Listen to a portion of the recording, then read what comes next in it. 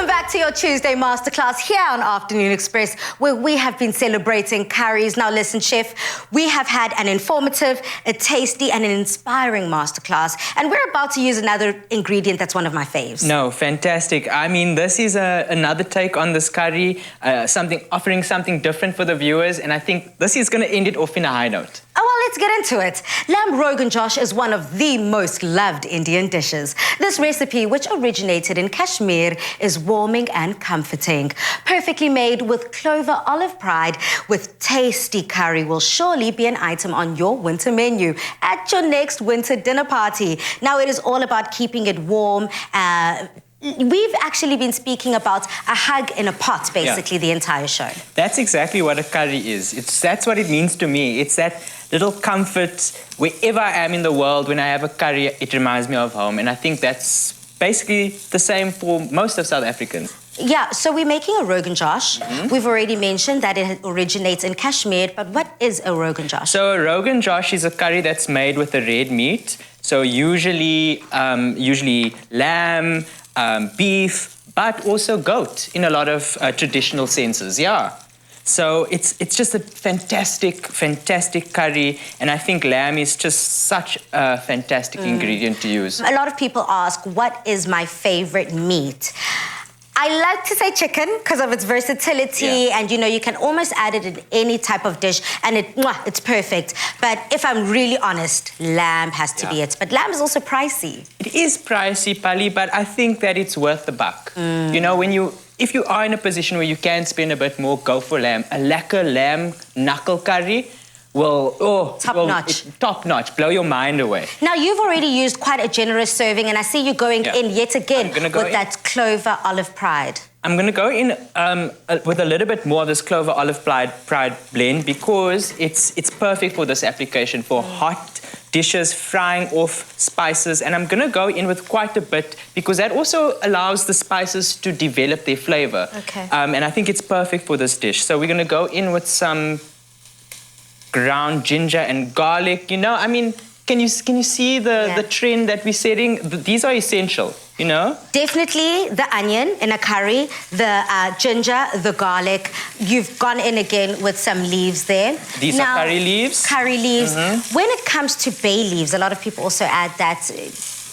No, bay leaves are just as fantastic. If you can get them fresh, adds such a wonderful flavor. And in fact, in a lot of curry powders or masalas, they actually add bay leaves as well. So also quite traditional. Also quite traditional. Now, Pali, you've got some ingredients there. So if you can pass me, let's go in with the star anise and the cardamom pods, if you can throw that in. Now, star anise is something that's very interesting to me.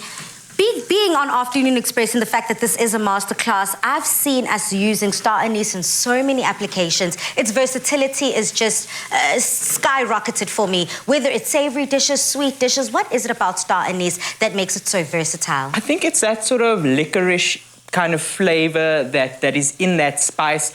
Beautiful in puddings, winter pudding dishes, but with lamb, for some reason, it works. The flavors marry. And I think the same can be said for cardamom. We use cardamom in a lot of Cape Malay desserts, which I think is fantastic. And now you're going to go in with this curry paste. Now, we made this curry paste from scratch. And just put the whole thing? Put the whole thing in, girl. Okay. And that's going to develop that rich red color that's synonymous with the Rogan Josh. And, of course, the viewers can get this on our website. It's a recipe that we've included.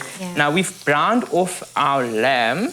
Nice searing off, which is very important. Not only does it add a color, but it also helps just maintain that tenderness when it cooks. And I suppose this is why it was so important for you to add quite a generous serving of the clover olive pride, because at the end of the day, it has to be sustained throughout the cooking of this Rogan Josh. Exactly. And it also assists us quite greatly because clover olive pride is endorsed by the Heart and Stroke Foundation. So you do know that if you do put that generous helping of it, it's safe. That's what I love about this product. And like I said earlier, especially for hot applications like this, it's got a very high smoking point. So you don't have to worry about it, filling your kitchen with smoke. You can feel confident in frying your spices at a high temperature to really get those flavors out. Okay, let's see how authentic this is to those Rogan Josh flavors that we're all used to.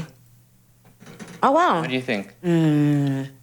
So you can see in the pot I've added some water, and you really want to just let that cook low and slow. Let that lamb just dance away in the pot and melt away, and in no time you will have the perfect Rogan Josh ready to eat. Does it matter the flavors, first of all? I cannot over-explain. It's just very vast. I can feel the flavors just from the back of my palate all the way to the front. To make sure that those flavors are developed fully, how long does this stay in the pot for? So I would cook this on a low heat for about 45 minutes to an hour. It depends on also what cut of beef or what cut of lamb you're using, of course, and that will determine. But I think for probably to an hour, around an hour, check your meat as it goes along. Don't leave your pot, you know. Check it every time, give it some love. Stunning. Well, to get your hands on this recipe, simply head over to afternoonexpress.co.za. Now, Chef Jay, I'm ready to eat.